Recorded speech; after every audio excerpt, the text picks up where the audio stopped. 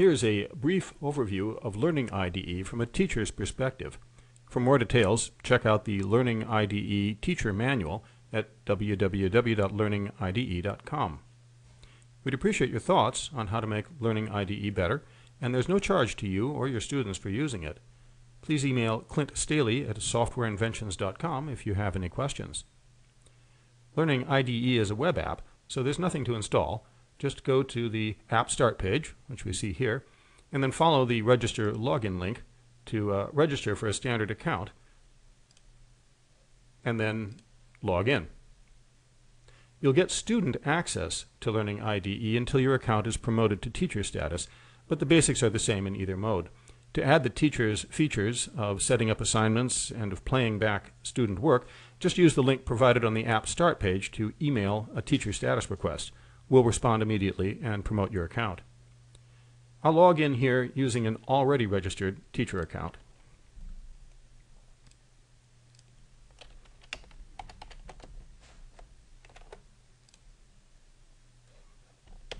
To write code using Learning IDE, first create a project. You have a choice of languages: C, Java, JS, and Python currently, and we're adding more all the time. Requests are welcome. Let's create a C project.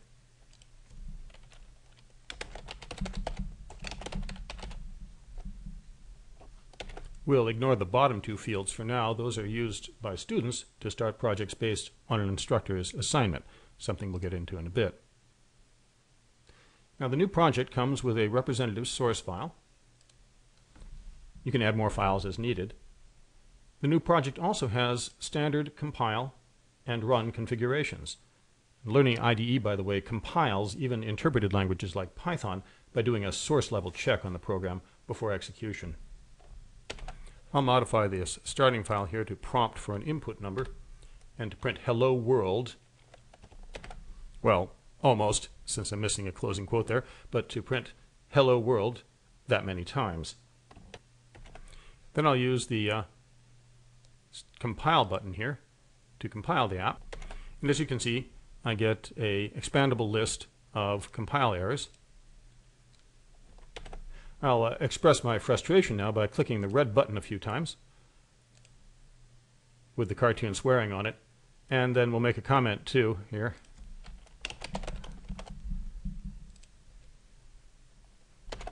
That illustrates the student side of this, and you can watch for those kinds of feedback in the playback when we do that later on. Now, fixing the bug and recompiling it gives me a nice green result, and now I can run the program via the Run button. A test window pops up, and I can enter data and see the result.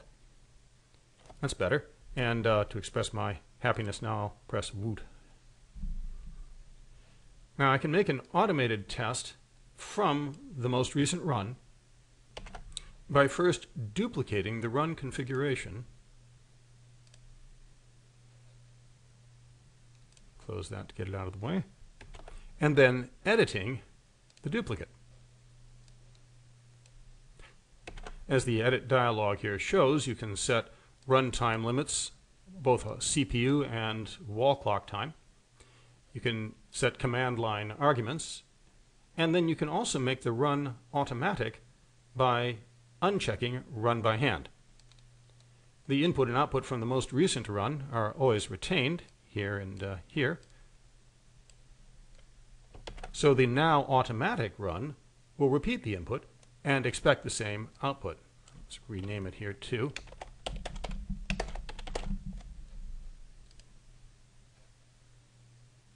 Doing the automatic run results in a green output with no window for hand running.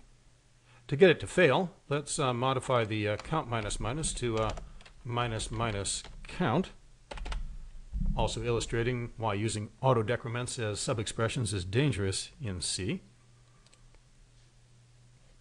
We get more reminder there to recompile, and now the auto run gives a red result, and clicking on the red result shows a detailed difference between our now incorrect output on the left side and the model on the right. The missing final line is highlighted here in red. You can make as many run configurations, automatic or hand run, as you like, either by duplicating existing run configurations or making a brand new one from scratch. Now, to set up an assignment for your students, first write the code yourself, like we just did here, and then create some automatic run configurations, again as we just did. Then remove those parts of the code that you would want the students to supply, to write, leaving only the scaffolding that you want to supply and the test cases. So we've done that to our little Hello World program we just wrote. Then I'll use the new assignment dialog from the teacher menu here to create a assignment based on that project. Thus, students can now start a project by providing the assignment name and your login name, and they'll have the scaffolding and test cases that you supplied. You can also, by the way, create new compilation configurations in a fashion similar to what we did for run configurations, and choose different libraries to include in compile time options. Most people just use the standard configuration, however, so we'll leave the details of that to the teacher's manual. Now, you can review any student work on projects based on your assignments. I'm going to stop the demo for a bit while I log in as Joe Student and do the Hello World assignment we just built.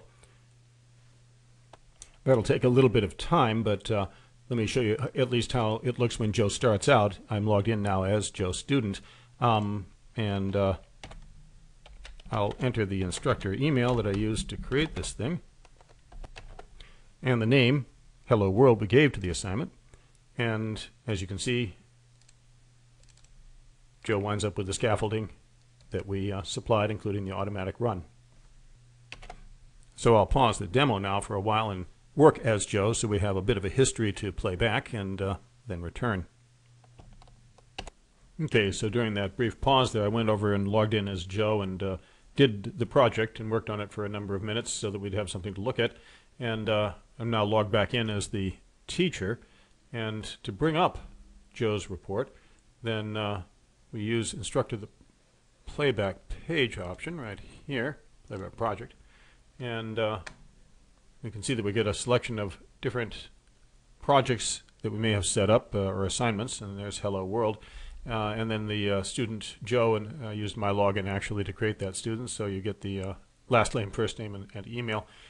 So confirming that, we then bring up Joe's project, and this shows a page that looks a lot like the edit page we were looking at before, except that the red-green feedback panel is replaced with a calendar, and there's a scroll display underneath everything. Now the calendar shows by red tick marks, like this one right there, all dates and times at which there was some student work on the project. Now that's not too useful in our short demo, but in longer term projects it gives you a high-level overview and lets you select a day to play back. The scroll bar shows a time period, adjustable up or down from 10 minutes all the way up to 2 weeks if we like. So we can get to higher resolutions or coarser resolutions or finer ones.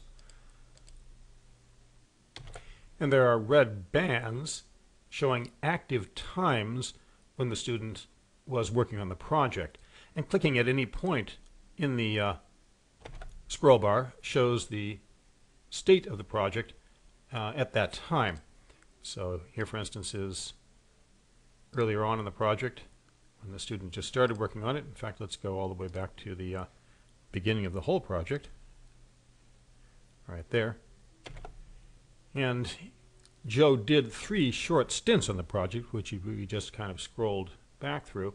And clicking the forward or backward arrows here, the chevron arrows, plays Joe's work either direction at normal speed right now, but we can accelerate it to up to 3 or 8 times normal speed. And you can see the time spinning by there quickly and see what Joe did to complete the assignment. And stopping here, we can see that Joe began with a faulty version that did not print a prompt and actually has one too many iterations through the loop. And playing it out at speed, it looks like he did a compile that succeeded but a run that failed. And the playback will now jump very quickly to the next time period that Joe was working at. And we'll see what he did to try and fix that.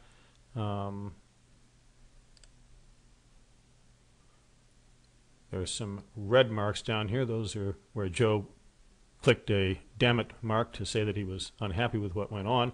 And in fact, if we mouse over the text here, he's saying it's confusing. And now it looks like he's fixing the problem by entering a prompt. And there's a compile error because he forgot the closing quote up there. And then as he went along, fixed that.